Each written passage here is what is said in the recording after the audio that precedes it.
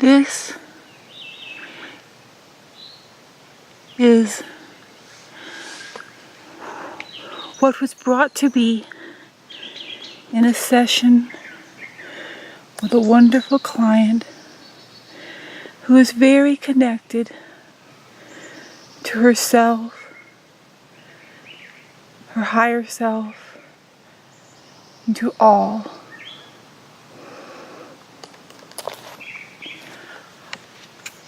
I asked her about the time of the great trees, and this is what she gave.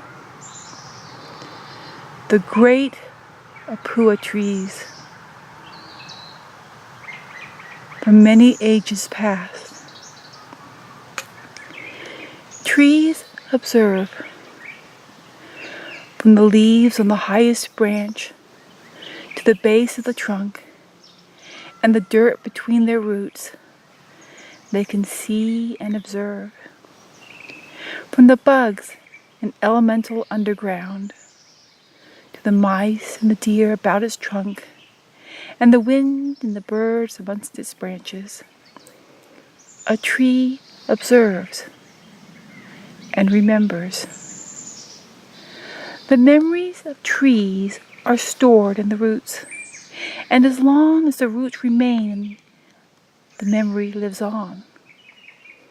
If a tree dies, but the roots are left, and another tree is planted in its place, the new tree can access the previous tree's memories. This is amplified the more trees share the roots, share memories. As long as a tree is in a certain spot, trees remember. A forest can hold the memory of a single tree, and a single tree can hold the memory of a forest.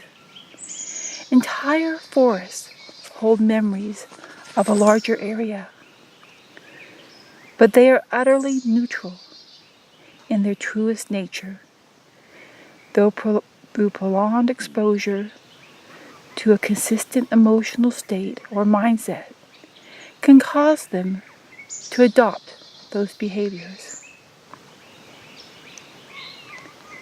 There once was a time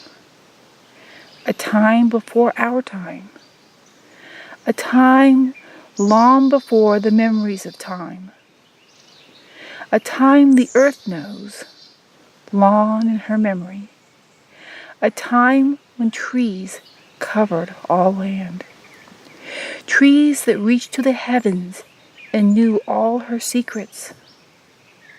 Their canopy sheltered the earth, and dappled light danced on the land. The width of the ancient trees, the ancient ones, were so vast you could not see around the sides.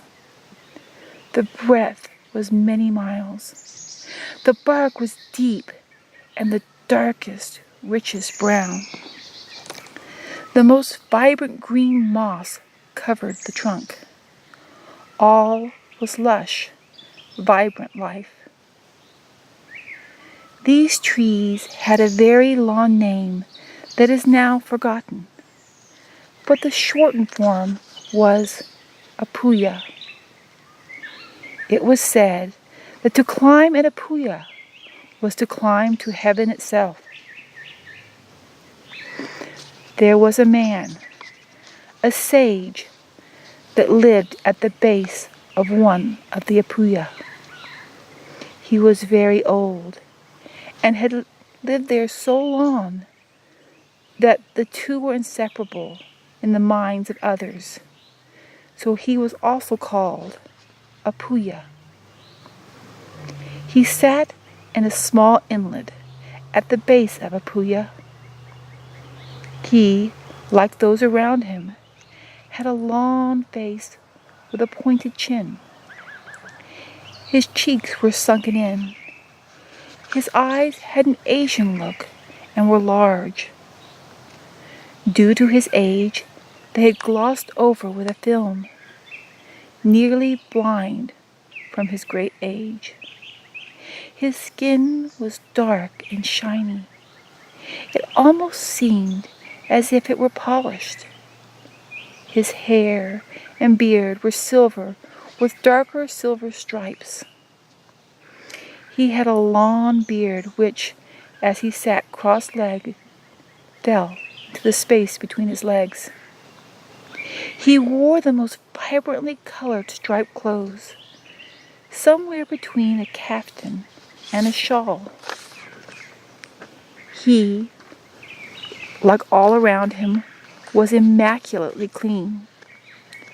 To him, all the villages would come, though only the leaders among them would actually approach. He was one with the tree, living in the forest it had created from the offshoots and runners. He spoke with the tree, and the tree would answer him, telling all that it saw in its vastness. He understood natures as the tree. A child of nature understood. He knew when droughts would come, when there would be floods, where animals moved beneath and among the branches that stretched nearly from coast to coast.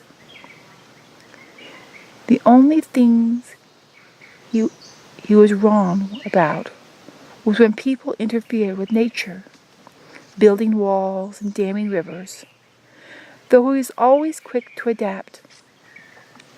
He was never loud or seemed to get angry, never moving much. The peace of Gaia was upon him. The villages were all at peace. Everyone was content. There was no crime, for there was no need. Everything you needed was always available.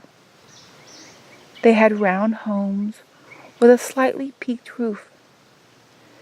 They were very natural, and they had indoor plumbing of some sort.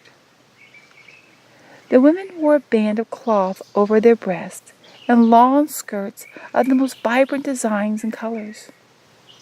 They wore a loose, not really woven, but more twisted belt, from which you could hang something you wished to carry. Young children were free-range and completely safe. They did not wear much clothes, for as they played, climbed, and rolled in the dirt, they would only tear them up. Parents were mainly just the people that you lived with when you were young, though everyone knew who their parents were. Everyone in the village was like one's closest family. No one worried much, for there was not much to worry about. All the villages would travel and meet together to speak with the sage. On the return trip home, they would count the young children. It was not uncommon to find that you were missing or gained children.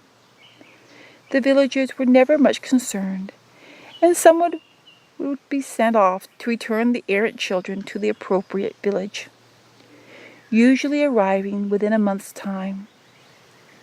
No one worried, as there was no crime or violence. Eventually, the child would return.